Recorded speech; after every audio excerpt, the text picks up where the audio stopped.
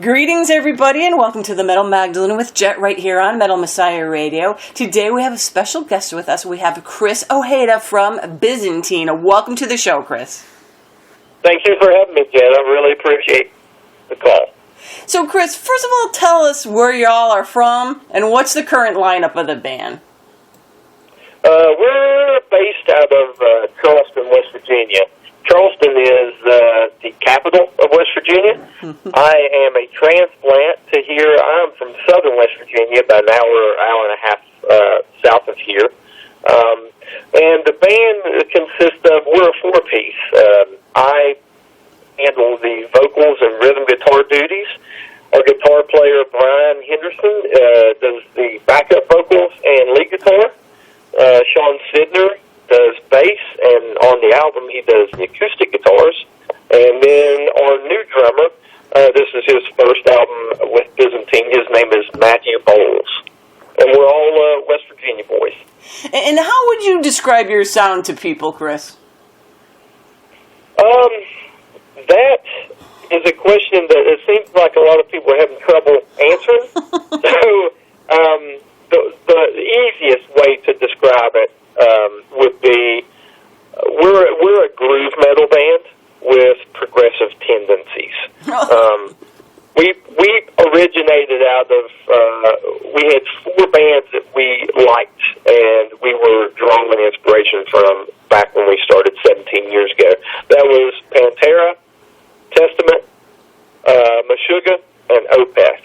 And since then, we've added probably another 30 to 40 other elements to come up with Byzantine sound. So then tell us a little bit of history about the band, Chris. Well, we formed in the summer of 2000. My former band that I had when I went to college at the West Virginia University had just broken up, and I had always wanted to play with a musician here by the name of Tony Rohrbaugh, and I seeked him out. We formed the band together. We didn't really have much aspirations other than putting together a demo and playing some local music festivals.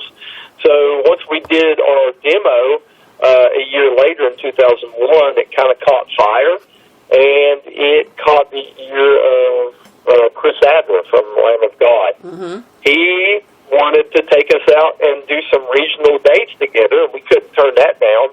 So we went out and played like 8 or 9 shows with them around 2002. And then 2003, we ended up getting signed to Prosthetic Records and put out 3 albums with them. And your last album, right, To Releases to Resolve, went over like really big for you guys being such an underground band for all these years. Did the success of that album kind of surprise you at all? Oh, completely, because we did it completely DIY. Mm-hmm. We went through a crowdfunding campaign with Pledge Music. Mm-hmm. The album before that we did through Kickstarter, so we had some experience with the crowdfunding, but we had no idea that it was going to catch on in the actual heavy metal community as far as record labels and radio. Mm-hmm. Our fans always dug it, but no one else really paid attention. So on our last album, we hired the Syndicate out of New York City to handle our PR campaign, and they helped the album go to #1 on CMJ Music Chart, which we were only the second unsigned band to ever land #1 of CMJ. Wow. The first band was Clutch with Earth Rocker. So, yeah, to say it took me by surprise would be an understatement.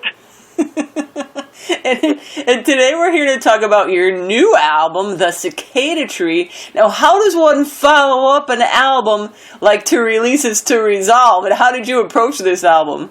Well, it seems like we've been on a good 2-year clip since we reformed. Mm-hmm. We reformed after a 5-year breakup in 2013, and we put out our 4th album. And then every 2 years, it seems like we're putting another one. So I really didn't try to focus too heavily on on whether we needed to one up ourselves. It was just, okay, let's do the natural progression. Let's take what we had just done, try to retain that energy and that fire, and see if we can expand it just a tad bit more. The great thing about writing music for this band is our core fans really expect us to experiment, and that's a really liberating feeling. So when it came time to write this album, I really felt no constraints. I was just able to sit down, demo out music. Even with Metal Blade involved, they basically told us, you guys do what you do. We're just going to put you in a bigger ship, and you continue to steer the boat. And so why call it the Cicada Tree? And what are, like, the lyrical, themes throughout the album? Oh, there's multitudes of themes. There's not like a current theme throughout the album. So one song I might be singing about alien intervention, and the next song about a relationship issue. The next song might be about cell phone usage. We just cover different topics. But the Cicada Tree, okay, it's kind of hard to explain, but I will try to do it as short as I can. We in West Virginia every year have cicadas that come, and they're a very loud and bothersome animal. But last year we had the 17-year cicada. It lives underground for 16 years. It's the oldest insect on Earth, and I had a swarm underneath my tree in front of my house. So me and my daughter spent all summer experimenting, and I was teaching her about them. She's 9. And we couldn't come up with an album title. So my girlfriend jokingly said, why don't you just name it the Cicada Tree? Just taking a dig at me because I couldn't come up with anything. So 2 weeks later, it just hit me like a ton of bricks. I was like, oh, our band is 17 years old. We've been underground for 16 years, and now we're on Metal Blade. The parallel was so immense that I knew that was going to be the album title, and then we found a fantastic artist by the name of Christopher Lavelle from the UK, who did our last album, and he drew the album cover up to perfection. So it worked out. It was a very big coincidence, but I'm glad it happened. Well, it's that, I thought this year was the year that the cicadas came out, but maybe it was last year too, because we have them up here, but we don't get the huge swarms you guys have, because we're around where you guys are is like where the mother horde is or whatever, and then we have like little bits and pieces, but they're loud bugs. They almost sound like, my mom would always say that it reminds her of like an electrical wires or something, like overhead or something. Yeah. And now it is every year we have a different brood that comes here, and a lot of times they're yearly. But last year was the ones that are 17 years in cycle. So they are a gigantic brood here, and during the day. Also, they're the loudest. It's the loudest sound produced by an animal on Earth when they are all doing it at once. So it was pretty neat. And to tie a little bow on it, me and my girlfriend, she was pregnant at the time last year, and we were just calling the baby cicada. So when we had our daughter, we decided to name her Ada after the bug. Oh, that's cool. I was going to say, oh my God, he's going to say they named their baby Cicada. No, yeah, we just took the first part off. Her name is Ada. So she's our little cicada bug. That's awesome. And I was going to ask you about the artwork, because the artwork is awesome. I mean, it's just, there's those gorgeous. I'm not a huge fan of bugs by any mean, but it's just the neatest thing with the big root ball there of underground, and then those big ass bugs coming out there. Now you guys also, you got that lyric video too, and that damn bug is in there as well, because it is it's pervasive. If you come see us live sometime on this tour coming up in September, our backdrop and all our amps, cloths, and everything are covered with bugs. It's pretty. If you don't like bugs, you might not want to come see us live. Yeah, the artwork, Christopher Lavelle, he's from England. He did our last album, and he had never seen a cicada in person, because they don't have them over there.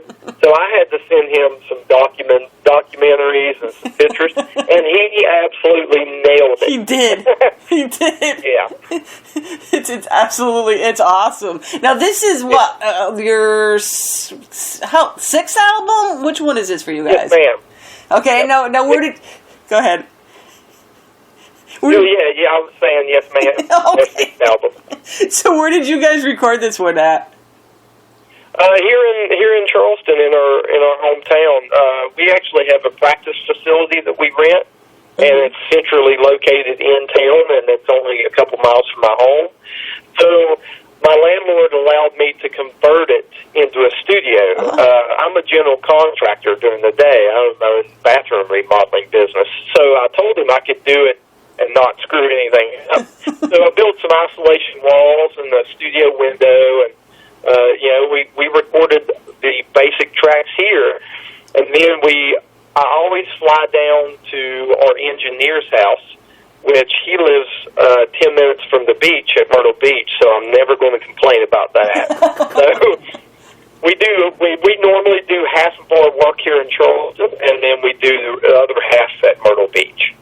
And now, so hey, when did you guys sign with Metal Blade? About maybe a year ago. It was on the touring cycle of To Release, To Resolve. We were playing a show in New York City. I had no idea they even knew who we were. We were playing a show in New York City, and hardly no one was there. And unannounced, Jose Mangan, Rono from Volt, Brian Schloegel, and Chef Chris Santos from Chopped just showed up at our show. And I was like, holy crap, what's going on? And Brian asked me, gave me a card and said, I'd like to talk to you guys about signing. So the 16-year-old to me was high-fiving the crap out of the 22-year-old me. It was a very experience. It basically showed me and all my friends that you never, ever give up. It doesn't matter how long it takes. You keep your nose to the grindstone. The tortoise beats the hare time. And that's kind of cool, too, because you hardly ever hear of that happening anymore. Now, people are sending in demos and all this other. I mean, it's so rare that people, it's like so 90s. Yeah, I know that a big time record label exec shows up at your show and hands you a card. It is very nice. But I think the other thing that strikes me as odd, and Jose brought this up to me. He said you rarely ever, if ever, do you see a band start out getting signed to a record label, break up, go as an unsigned band for 10 years, and then get signed to a bigger label. He said that normally never happens. No, well, I feel really grateful about our situation. So Chris, when is the release date for this, and what format is it going to be released on? Chris? Yeah, can you hear me? Yeah. Okay, July 28th is when the album comes out. It'll be on digital, CD, vinyl. You can also, you can stream it and download it from iTunes, Spotify, Amazon. Anywhere you find anyone else's album, you should be able to find ours. And so what have been some of the reactions to some of your pre-release songs? I think you have a couple of them out now. Yeah, it seems like the general consensus has been good. Like, for me, I know that if we get a 75% success rate, like if I'm looking on social media, if it's 75% thumbs up, I'm fine with that. You're always going to have some people that just go online to say how bad it sucks, or right. Or every time we put anything up for the last 17 years, somebody just goes on and goes, Meshuggah, or something. So you get that, but it seems like the people that I care about, like my friends and stuff in the industry, they're all super positive about it. And to be honest, between me and you, Jet, like this last song is my least favorite song on the album, but can't wait for other people to hear the stuff that I'm really excited about. Pretty soon. So, Yes. And also you guys got some touring coming up, so tell us about that. In August, we're going to go out and do 6 regional headline dates around the states around West Virginia to get tuned up for our September tour with Sacred Reich. We're going to be main support. It's going to be a full U.S. tour starting in Los Angeles, and we're going to circumnavigate the whole U.S. and do some Canada dates. So I am extremely excited about that. We couldn't be in a better position to have people actually see us finally. So we're basically just rehearsing our butts off right now, getting ready for that. And that Sacred Reich tour is like one of their anniversary tours too. Isn't it like their 30th anniversary or something? It's the 30th anniversary of their album called Ignorance, which I think was their first one. But I've been talking to Phil, the lead singer of Sacred, and he told me it's been 26 years since they've toured the U.S. Wow. I think the last tour they did in the U.S. was with Pantera on Cowboys from Hell tour. Oh my God. Yeah, we're going to be rolling into some towns, and it's going to be very old school, and I'm going to be extremely happy because I grew up listening to all that. There's going to be shows that Sacred Reich nor us have ever even played the city. We're going to be playing to a lot of people, which is exciting. And Chris, what are some of the best sites for people to go to learn more about the band and tour dates and all that kind of thing? Well, one of the best places to go to is we try to direct people to the Metal website because they also have other bands on the roster, and they have the web store that you can purchase and pre-order the albums. But if you don't want to go there, you could also go to our Facebook, which is just facebook.com/ByzantineWV. And then you can also go to our Bandcamp or SoundCloud pages. Add us on Instagram or Twitter. We're trying to get our social media game up. We've been pretty lax because we've been an unsigned band for so long. We kind of suck at that. But Metal Blade's making us learn right now in our old age.